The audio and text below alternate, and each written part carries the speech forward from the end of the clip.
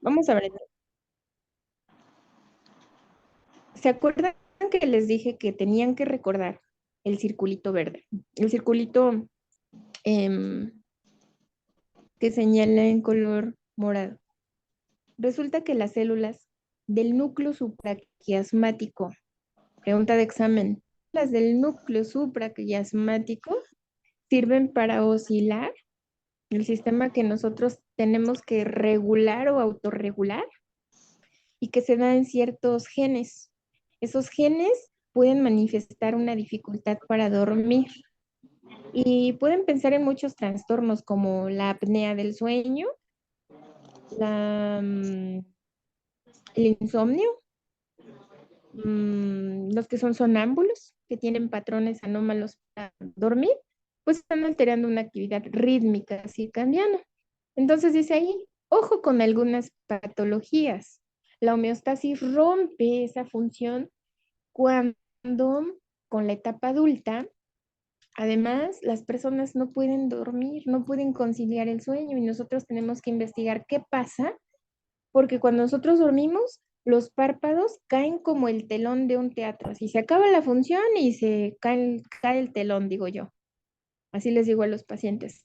Pero hay quien no cierra el telón, hay quien duerme con los ojos entreabiertos, o quien duerme con los ojos abiertos toda la noche. Imagínense el grado de exposición y desecación córneal. Entonces, lo que sí debe suceder es que la cronostasis pueda regular nuestro abrir y cerrar de ojos. Cuando apagamos la luz se cierran y cuando tenemos la iluminación se abren nuestros ojos. Funciona gracias al núcleo supraquiasmático que se encuentra junto a la epífisis, y entonces este núcleo va a ser el responsable de secretar una hormona, pregunta de examen importantísima, que es la melatonina.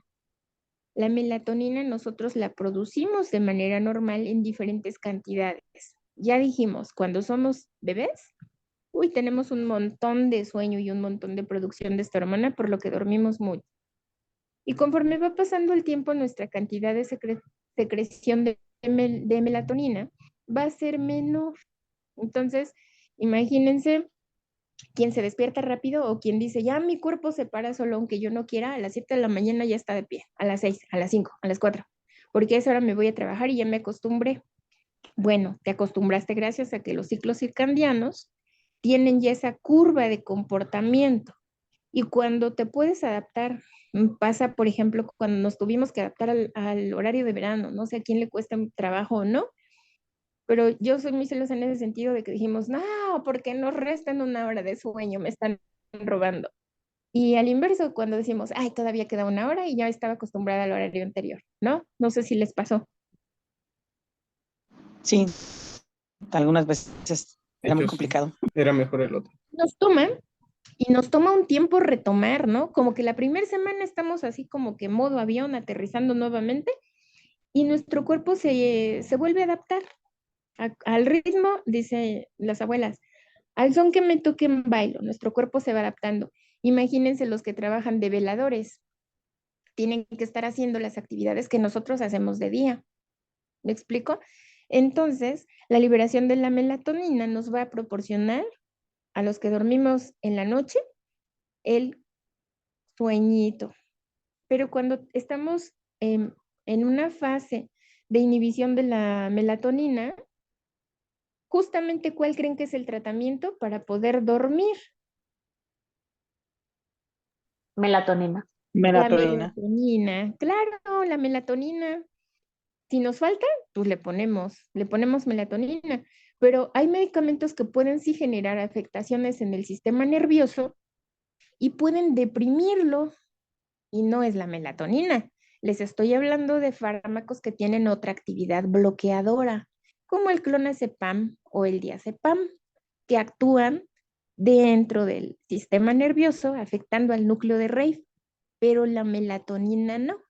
Si me tomo la melatonina, fue a dormir sin adicción. Y si tomo alguna otra sustancia, un opiáceo, por ejemplo, algunas drogas recreativas que generan la sensación de bienestar y de un viajezote, afectan los ciclos circadianos, pero inhiben la producción de la melatonina, entonces son nocivos. Y nosotros tenemos que reconocer estos patrones de sueño de conducta porque cuando hacemos anamnesis, los pacientes a veces no nos dicen que toman somníferos, ¿saben? Y puede ser una parte bien importante para saber si la calidad de la lágrima está funcionando de manera adecuada. Entonces, ¿qué tenemos que recordar? Que la epífisis secreta melatonina y que en cantidades disminuidas, eso nos va a hacer estar activos. Y en cantidades aumentadas, eso nos va a dar sueño. Entonces, lo ideal es que nosotros podemos regularlo, de decirle a nuestro sistema, oye, es hora de ponerte pilas y órale, con toda la energía, ahorita no te puedes dormir. Y cuando la necesitamos, entonces sí, dar la oportunidad de poder descansar. Vamos a llamar entonces ciclo circadiano a todas las 24 horas, a todo el uso horario. Dice la imagen, cuando nosotros estamos en actividad, los ojos están abiertos y cuando vamos a descansar, los ojos están cerrados. Muchos no lo entienden así. Y bueno, vamos a ver cómo se da esa conducción. Tiene un comportamiento fisiológico. Resulta que los fotones o la luz emite una respuesta de sensibilidad en el punto 2, que es el nervio óptico, propiamente en la retina. Antes que el nervio óptico, yo creo que es la retina periférica y toda la retina, no solamente la parte de la fobia central, porque muchos pensaban, he hecho prácticas y piensan que solamente vemos con la fobia. Entra en toda la retina, se transluce la luz como en una pantalla, se proyecta la película y empieza la película a viajar a través del el quiasma, el número 3, vamos. Ese núcleo supraquiasmático empieza a enviar ese mensaje al cerebro.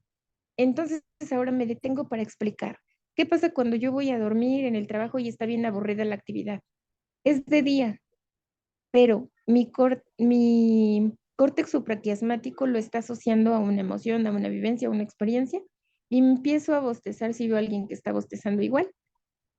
Entonces, la excitación de un área que es la paraventricular o el núcleo paraventricular, parvoventricular de las vías superiores, empieza a entrar en un estado de relajación y le pasa el aviso a la glándula pineal, vamos en el número 5.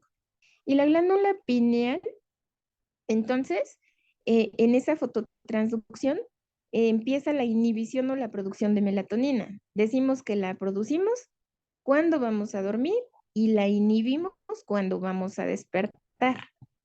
Pero en la fase del sueño, ¿dónde estará más alta la melatonina? ¿Cuando estamos en un sueño profundo o cuando estamos en un sueño ligero? En un sueño profundo. En un sueño profundo. Y a quien le cuesta trabajo de despertar y lo tenemos que sacudir así, oye, ¿cómo está la melatonina en ese momento? ¿Alta o baja? Alta, Muy alta. alta. Está muy alta, exactamente. Entonces, esa curva en el tiempo en el que tiene que despertar y despabilarse es diferente para unos que para otros. Y para algunos puede ser un patrón que sea toda la vida, así que digan, no, yo soy dormilona, o sea, desde que nací, o yo me despierto con facilidad. Son patrones diferentes en nuestra conducta. Y vamos en el punto número 7, que es hacia la médula espinal, empieza a dar la señalética a diferentes nervios que nosotros tenemos con funciones específicas. Hay nervios que van a agudizar el oído, el olfato, el tacto, el sentido de alerta, o sea, es como el despertador biológico de nuestro cuerpo y pone entonces en funcionamiento biológicamente todas las funciones y todos empiezan a hacer lo que tienen que hacer, como una gran maquinaria donde tú subes la palanca y todo el mundo empieza a regular de una manera cronológica. Entonces la cronobiología entra aquí porque nos explica que nosotros cuando despertamos el núcleo de Reif empieza a producir serotonina y en teoría tendríamos que estar felices, con la pila cargada y de buenas. Pero no sucede en todos, ¿verdad? Hay quien se despierta y lamenta haber despertado, dice, ¿por qué? Está enojado porque ya amaneció. Bueno, eso se debe a la producción de la melatonina. Entonces, mientras la glándula pineal pone en orden y le dice a la melatonina, oye, espérate, esta persona tiene que trabajar, aguántame tantito, el núcleo de Reif le dice, ya, es momento de despertar. tienen dos trabajos diferentes estos núcleos y van a estar regulándose de manera diferente, ya dijimos, de acuerdo a la edad de la persona, a si tiene enfermedades asociadas o no, cualquiera, si la persona se estresa o no, o aprende a vivir con el estrés. La altitud también es importante. ¿Por qué será importante la altitud en la calidad del sueño? ¿Quién me dice? O ni idea. Al sentirte descansado, estás un poco más relajado. ¿Se acuerdan que alguien dijo, en el mar la vida es más sabrosa? Sí, Entonces, sí. Sí. ahí no hay quien me diga que no, todo se... En este momento no me envidien, pero estoy en una hamaca en el jardín. Bueno, resulta que nuestros ciclos circadianos tienen una mayor efectividad cuando están a nivel del mar que cuando están sobre él. En la parte del norte, en salud pública tenemos reportes de presiones altas y en las zonas de la costa la presión está más regulada porque somos un cuerpo que está en una gravedad diferente. Entonces, la densidad de nuestros fluidos se comportan mucho mejor a nivel del mar. De ahí que se dice, en el mar la vida es más sabrosa.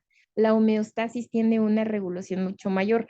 Y en pacientes cardiópatas, incluso se les recomienda pues irse a vivir a un lugar donde el nivel del mar pues pueda normorregular la presión. Entonces, no argumenten que les duele el corazón o que tienen cardiopatías para ir al mar. Solo digan que necesitan relajarse del estrés, ¿no?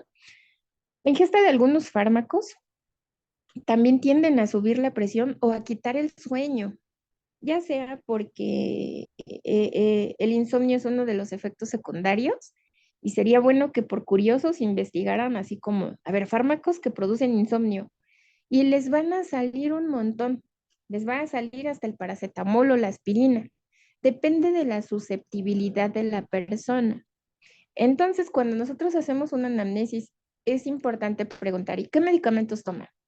Y te dicen, fulano, fulano, fulano. ¿Desde cuándo? Desde tal tiempo. Y te pones a buscar los efectos secundarios y ¿qué crees? Además de la edad, los años de consumo, es el fármaco, pero puede cambiar la fórmula porque otra casa comercial lo tiene. Y ¡pum! El vehículo excipiente a veces es la causa por la que haya estas anomalías. Los hábitos y las conductas, pues ¿para qué nos balconeamos? Son los responsables en la mayor parte de las ocasiones de un mal dormir.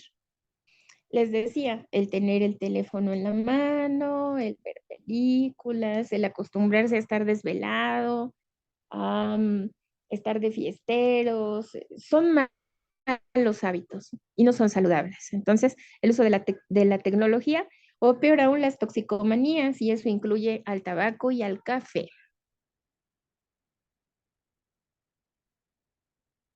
Hay una pequeña descripción aquí sobre los núcleos supraquiasmáticos y digo pequeña porque sigue siendo un objeto de estudio. El núcleo supraquiasmático nosotros lo tenemos que aprender porque es el que regula el ciclo circadiano. El núcleo supraquiasmático, grábenselo, es nuestro reloj biológico. Este sistema, o más bien, este núcleo se comporta como un sistema autosostenido que nosotros tenemos solitos para poderlo funcionar. ¿Y qué creen? Lo tiene cada neurona, cada una de nuestras neuronas. Entonces nosotros tenemos neuronas de tipo sensorial o de tipo motor y lo tenemos en todas las neuronas del sistema nervioso. Se ha descrito actualmente un ciclo que se llama Clock-Ball y ese ciclo describe cómo las neuronas se ponen en conjunto a trabajar y cómo se avisan una a otra, le avisa así como que, oye, comadre, ya amaneció. Y le dice a la otra y la otra y la otra y la otra y le pasa el mensaje en el sistema nervioso sensorial. Imagínate que te avientan, estás durmiendo en la clase y te avientan un vaso con agua helada en la cara. Y la reacción es ¡pum! Instantánea, gracias a esa conducción del clocumbal.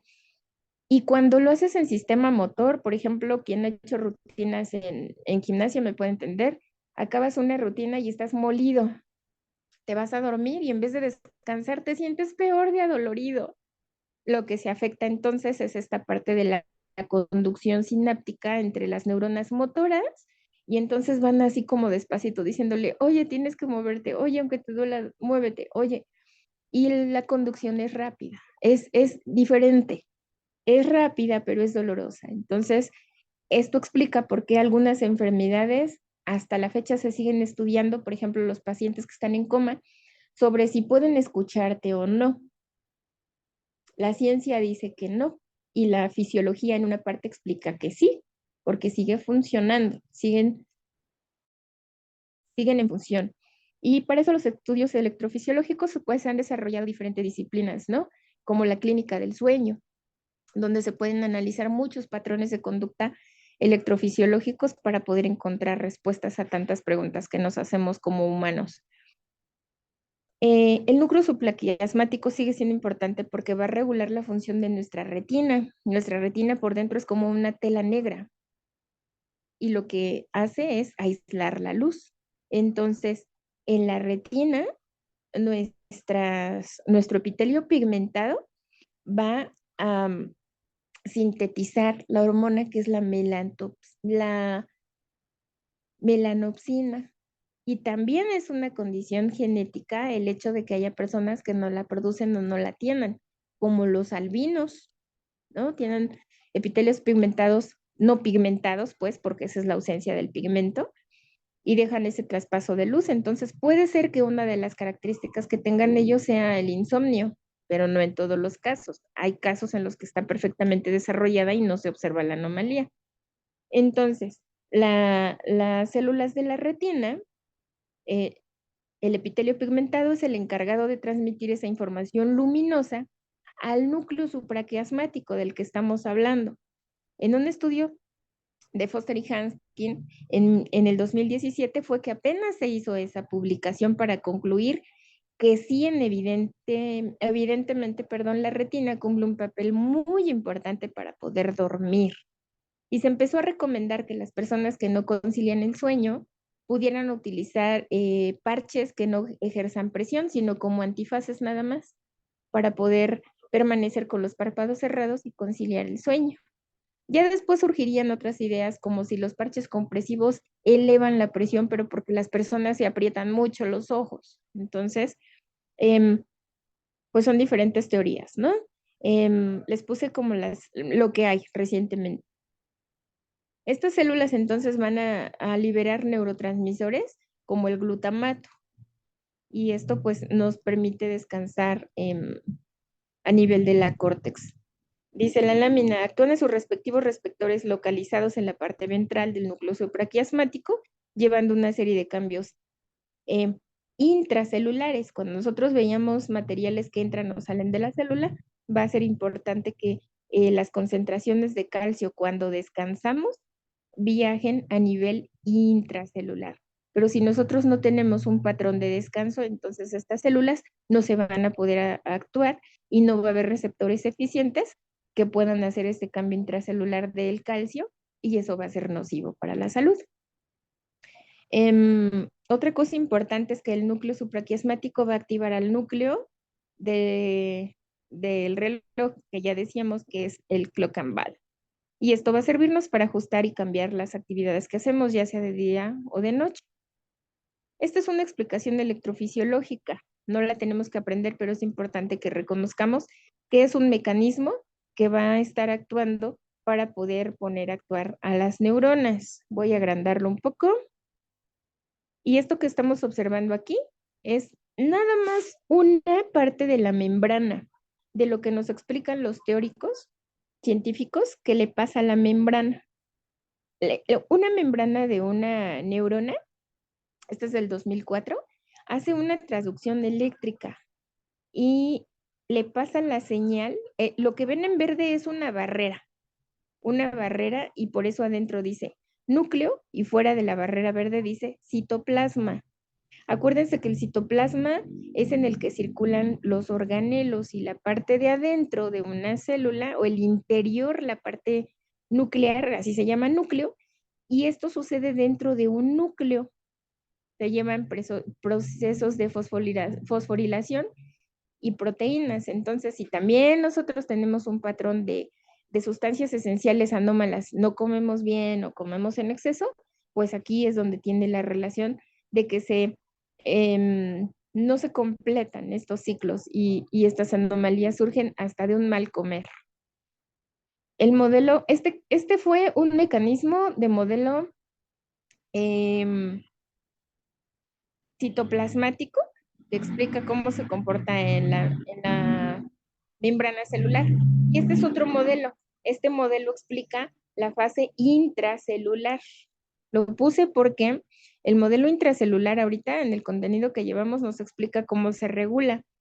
Tenemos ese ciclo que decíamos que es el clock del clock Bimel, y entonces la célula empieza a liberar aperturar sus canales de calcio, y a través del retículo endoplásmico entran las sustancias, perdón, se abren los canales y empieza a liberarse el calcio y empieza a entrar calcio, o sea, entra y sale, y esa entrada y salida la célula reconoce para poder normofuncionar, pero cuando excede la liberación o la inhibición, pues se enferma y empieza a tener expresiones de alteraciones en sus ritmos.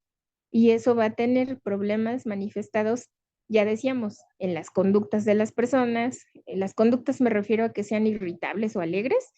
En la secreción hormonal, por ejemplo, en la menopausia también se han manifestado condiciones de insomnio, bochornos, y todo está desregulado por la actividad eléctrica en el modelo intracelular. ¿Qué es lo que tenemos que recordar de todas esas hormonas y esas clavecitas? Bueno, que nosotros tenemos hormonas importantes para poder conciliar el sueño y tener ciclos biológicos. Ahorita nada más les hablé de los ciclos circadianos. Les voy a dar en la siguiente clase otros ciclos que son más cortitos, como por ejemplo el hecho de reconocer que mes a mes nos va a llegar a las mujeres la menstruación. Esos son otros ciclos, pero también son ciclos biológicos y se manejan de manera diferente. Y hay otros ciclos más cortitos, como cuando el corazón sabe cuántas veces pulsar en un minuto, ¿vale? O cómo sabemos en qué momento tengo que volver a respirar sin que se me olvide. Bueno, las hormonas importantes para poder normofuncionar van a ser, y pongan atención, la insulina, el glucagón. Y las dos primeras, ¿en qué enfermedad les suena que está en descontrol? Diabetes. Diabetes. Entonces seamos buenos clínicos. Si la persona es diabética, ¿podrá dormir bien o podrá descansar bien? No. No. No, porque fisiológicamente ya sabemos que está comprobado que hay afectaciones.